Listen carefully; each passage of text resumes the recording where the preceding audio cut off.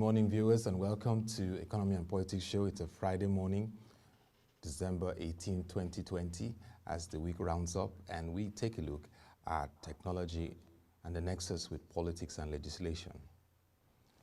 As we all know that the 21st century is being driven by digital technology. That's why we have what we call the fourth industrial revolution, which shows how digital technology is transforming the global economic ecosystem. This even defines big economies like the United States of America, where big tech companies like Google, Facebook, Amazon are redefining the entire economy as major contributors to revenue and also big drivers of the capital market, the NASDAQ. When you look at the New York Stock Exchange and NASDAQ, you see the massive performance of tech companies and how the digital economy is playing a prominent role in driving the world's biggest economy. This also is playing in the UK, and that is why recently, before she left the office as Prime Minister, Mrs. Theresa May said the UK is focused on becoming the leading European digital economy. And they have a roadmap spanning till 2025 to develop a robust ecosystem with legislations and framework that will improve the digital economic space. China is also playing big, and this year we've seen the likes of Alibaba playing a very big role developing products and its subsidiaries to play big in the tech space. Flip back to beginning of the year and March when we had the coronavirus pandemic. It was the immense opportunity for tech to show itself, and yes, tech has played that major role. Look at the role that Zoom, the video conferencing platform, has played, turning out huge revenue and benefits as a result of the pandemic that forced a lot of events to now go virtual. So virtual platforms have become the key business drivers this year. They've been smiling at the bank at the profits they're getting and the market value they're creating. Microsoft has its Teams and also their various other platforms, the WhatsApp group, that have also been leveraged this year. So in all, technology has a very vital role to play as the globe continues to witness remarkable revolutions and transformation. The World Economic Forum describes the fourth industrial revolution as one that cannot be ignored, where governments, politics, and legislations must take a look at how technology and digital economy is unlocked to create opportunities for all. For Nigeria, it is not something that can be ignored too, because the current agenda of this administration is to lift hundreds of millions of people from poverty. What better opportunity can that bring through but technology? From financial inclusion to empowerment to skills to even creating value to tech startups, there are immense opportunities that technology can bring to Nigeria. Today, our prime focus is around politics, legislations, enabling legislations, and the digital economy of Nigeria.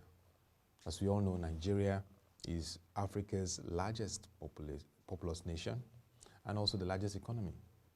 So it's a huge market for any tech investment or activity. Don't forget, this is the year that a fintech company, Paystack, was acquired by Stripe, a major global payment platform and industry player, for $200 million. If you ask yourself, which other company this year in Nigeria had such acquisition or activity, you will be surprised. Not many. But that's Paystack, $200 million, just to show you the huge, immense opportunities in the tech industry. Even if we drill down to fintech, a lot has happened in that space. As at first quarter 2020, when we featured the Chief Operating Officer of Fintech Nigeria, Dr. Babatunde Brima, $50 million had already been of investment had come in to Nigeria. As at now, we can say over $300 million has come in this year to various tech startups and activities in the country. That again shows you that even Silicon Valley, the birth center of global technology, where you have all the massive companies that are creating a $1 trillion value. Take note of that. Companies are creating $1 trillion value themselves, like Apple, like Amazon. That is, Nigeria is now what they're looking at as opportunities to harness and harvest those tech startups and opportunities. So our opportunity is huge, and this is why legislations, the political interplay are very critical to ensuring that our digital economy creates value and continues to deepen growth in our economy. And let's take very important why we're saying that. The last third quarter 2020 gross domestic product growth report by National Bureau of Statistics showed that the information and communication technology space grew at about 14.2% plus. 14.2%, that was a huge growth. The telecommunications service alone grew at 17% plus. Now, that's what you call a double-digit growth. Not many other sectors had double-digit growth. ICT is now the big gold that can really achieve robust revenue diversification for Nigeria apart from crude oil. And that shows you why it's an important sector. Just this week, we've seen already some steps taken by the Nigerian Communications Commission just to set a reminder to everyone, our viewers, the need to link your national identity number with your SIM cards.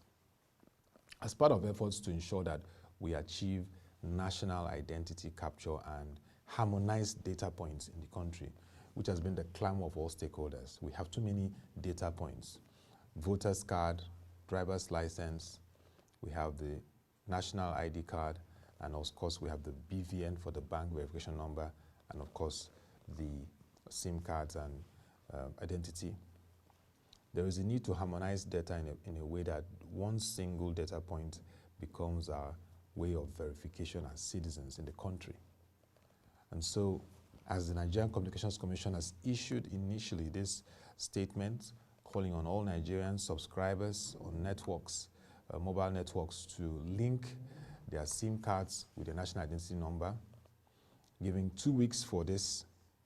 The House of Reps, the House of Representatives in the National Assembly, from the political standpoint, wants it extended to 10 weeks. We'll be fooling with the updates on if the entity would take note of what the House of Reps have pushed to extend the deadline for submission and linking of our NINs with SIM cards. This is very important because at risk is 160 million lines, and if there's anything Nigeria has as value asset is the fact that it has a huge population to leverage for the telco service. So how this is managed is very, very important. And for viewers, just to let you know that the National Identity Management Commission, NIMC, recently was integrated into the Ministry of Digital Economy. Yes, Ministry of Communications and Digital Economy. So that's why you see now that NIMC is also a key parastatal under the Ministry of Communications and Digital Economy, like you have the Nigerian Communications Commission and the National Information Technology Development Agency, NIDA. These are critical parastatals under the Federal Ministry of Communications and Digital Economy, and this is why this step is being taken. But a lot of Nigerians have shared their views that it will be cumbersome to go through registration or any of the NIMC centers in this period. And don't forget COVID-19. The protocols have to be strengthened because we're seeing some increasing numbers and tendencies of a spike. And we really need to avert a second wave because it will be adversely affecting our economy.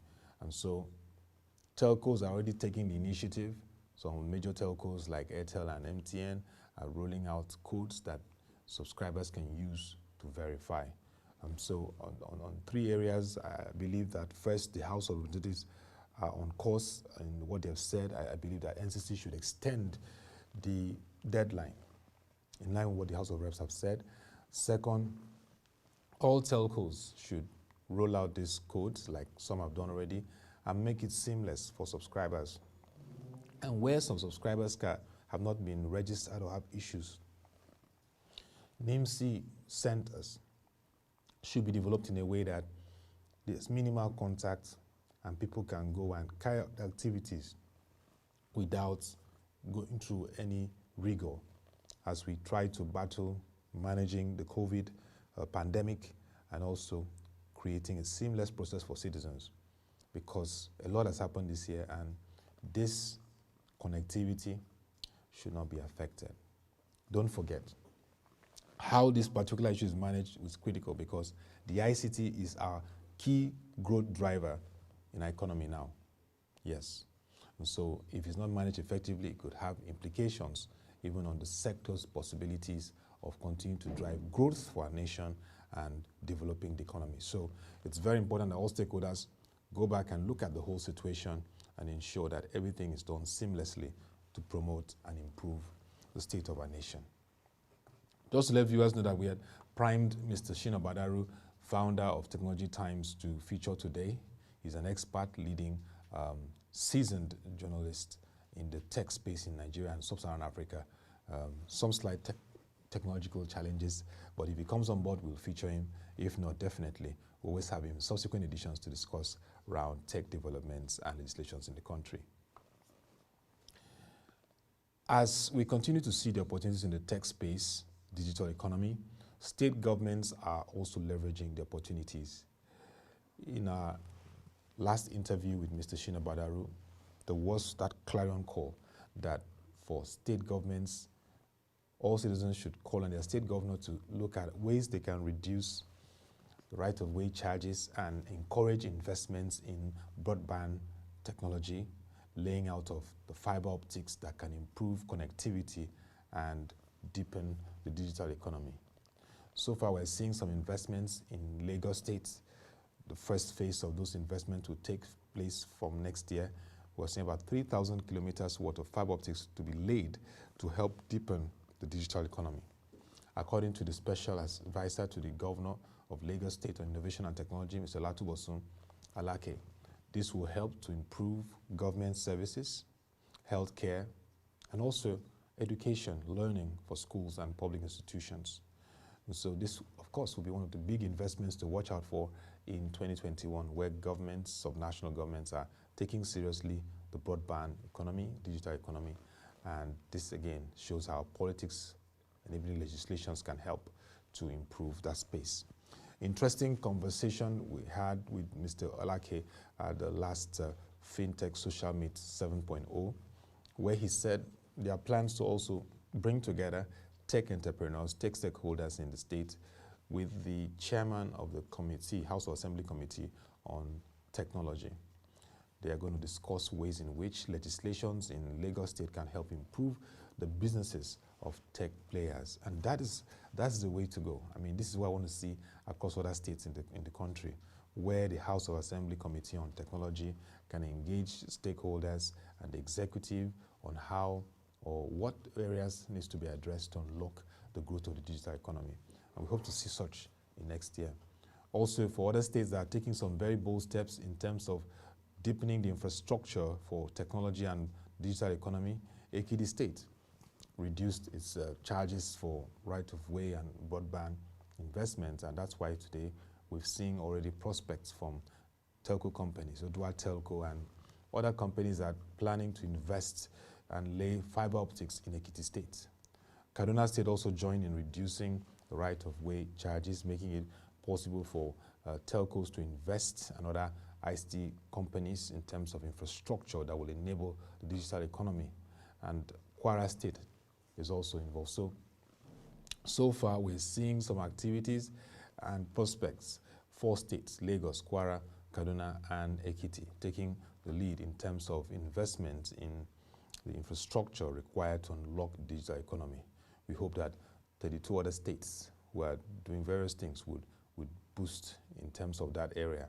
Akwa Ibom State, the chairman of the Akwa Ibom State COVID-19 Economic Recovery Committee, we featured in this program. Professor Akpanepo talked about discussions with Main One for Akwa Ibom State to see how they can invest more in deepening the digital economy. That's very critical. Some states already have their e-library, their various tech hubs. Ogun State has a tech hub encouraging tech entrepreneurs.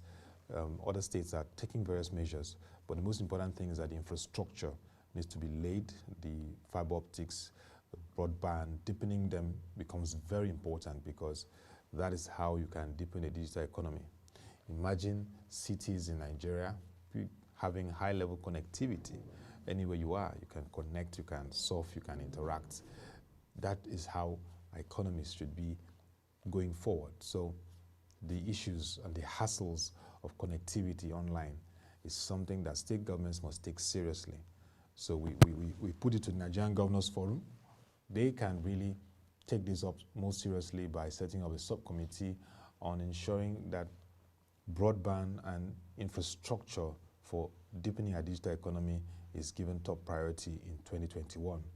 We know that the Minister for Communication and Digital Economy had a meeting with the Governors Forum where they discussed ways in which this can be addressed to ease the opportunities that telcos can have and other ICT companies in investing in that space. So it's very, very important. The legislations across states should be tilted towards improving the digital economy, the whole ecosystem, because there's so much, not just fintech, but the whole layer, the ecosystem, big data, artificial intelligence, robotics.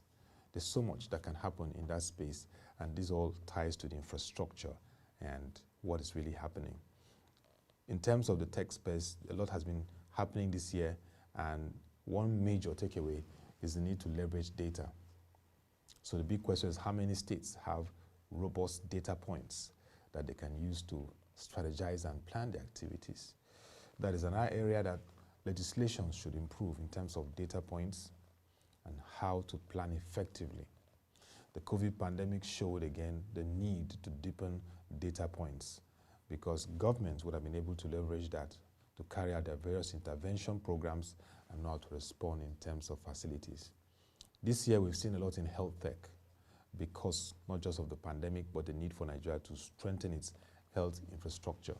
We've seen investment in that health tech space, and there are more prospects for that. So definitely would expect to see more investment and encouragement in that area. Agri-tech shows a lot of prospects too. Agri-tech, agriculture is one area Nigeria continues to take seriously. So the ability to ensure that we deepen platforms for agricultural activities, the agribusiness, and the trading activities, even the commodities market becomes important. And that's why exchanges like the FX have continued to bring out very robust products that have been lauded across board. And then the issue of virtual platforms, the workspace. Some governments are already taking steps to tell civil servants not to resume for the moment because of the concerns about the current spike of COVID-19. So how do they work? How do agencies work? How do government agencies carry out their activities? That is where virtual platforms have to be strengthened. The remote working experience has to be leveraged. And this all ties to infrastructure and developing the whole system. And of course, fintech, payments, not just payments, but the whole gamut. Insurtech, insurance, Nigerians to deepen in the area of insurance. And so how fintech also leverages the opportunity to boost its activity in the country, thanks to a very robust fintech association of Nigeria, currently has over 200 members, remarkable, but the whole ecosystem needs to be strengthened in a way that it can contribute to growth and most particularly financial inclusion. Financial inclusion is very important in Nigeria, as we know that financial inclusion is one area that Nigeria needs to do well. Currently, the adult financial inclusion rate is not yet hitting the targets, and hopefully we'll get the final statistics analysis from AFINA, but this, of course, is part of the ways that the fintechs can boost the area. Now,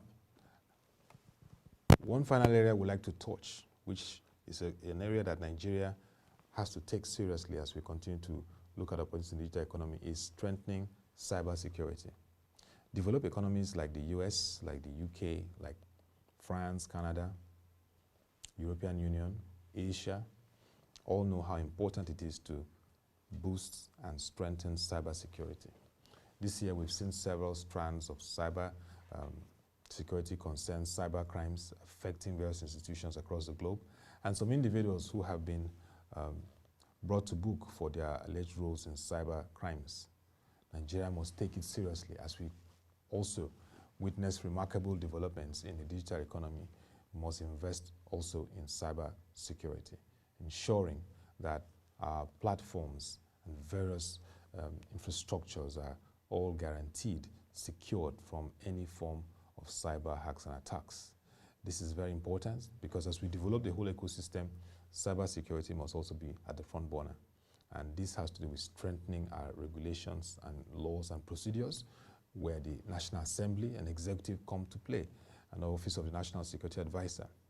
We need to take this seriously because as the fourth industrial revolution, driven by digital technology, takes more shape, Nigeria seeks to be a competitive country, and so we have to give it top priority in our investments and in terms of expertise, capacity, and also in terms of execution. We must take this seriously. Our military institutions, our regulatory institutions, and all very critical ministries, departments, and agencies need effective cybersecurity. The banks, private sector players also have to take it seriously, investing in cybersecurity to ensure that all our digital assets are kept and made on board. As we wrap up, political stability continues to be very important for anyone to invest in Nigeria's tech industry. And so to all our political class, from the federal level, the executive and national assembly to the state level, the more Nigeria continues to show political stability and seriousness in guaranteeing security, the better for us to attract more investments, particularly in our tech industry. This year we face various challenges, but the political body language of our leaders is very important in ensuring that we can attract more investments. We must show that resolve, because if we do, we're going to have much more investments in the tech space, and that will help our digital economy. So let's make this a top priority, collective action of ensuring that the security of our nation is given top priority, political class, the private sector, and every citizen of the nation. That is very important and critical. And I will not close without saying that the social media bill that is being debated in National Assembly must remember all the proponents and all stakeholders that a fundamental right of freedom of expression must not be jettisoned for any reason. There's a place of responsibility on social media, but there's also a place of freedom of expression. So there must be a balance in any legislation around the social media bill. We know that across the globe, social media networks are facing various scrutiny across in terms of their activities and in terms of integrity. But for Nigeria, we must learn that as a democracy, we will not give ourselves to becoming like nations that censor freedom of expression. Those are ways in which we can ensure that politics and enabling legislations help to deepen our digital economy, and we can begin to see more growth and an inclusive economy through a sector that is promising, performing, and has more prospects if only we allow it to grow and fester, and that is the digital economy. Thank you very much for being part of the show today. It's been a very eventful week discussing economy and politics with various topics and with our guests. Like we said earlier, we were supposed to feature Mr. Shina Badaru, founder of Technology Times, but we couldn't have him today, but we will bring him in subsequent editions to discuss around the tech and digital economy, how critical it is to our nation and growth. Send your views and comments on what you think about unlocking our digital economy with enabling legislations and political will. What needs to be done? What can be done to strengthen this ecosystem, and what areas needs to be addressed? We're ready to receive your comments. Send it to news@prochng.com or tag us at WebTVNG. We'll be glad to respond to you. On our very rich website, www.prochng.com, if you click on it, you would see on the right bar stories, lines around tech startups, policy and regulations in tech. We have a lot of stories there, and you read and get rich insights around the digital space. To come your way again, thank you for watching. Have a nice weekend ahead and stay safe.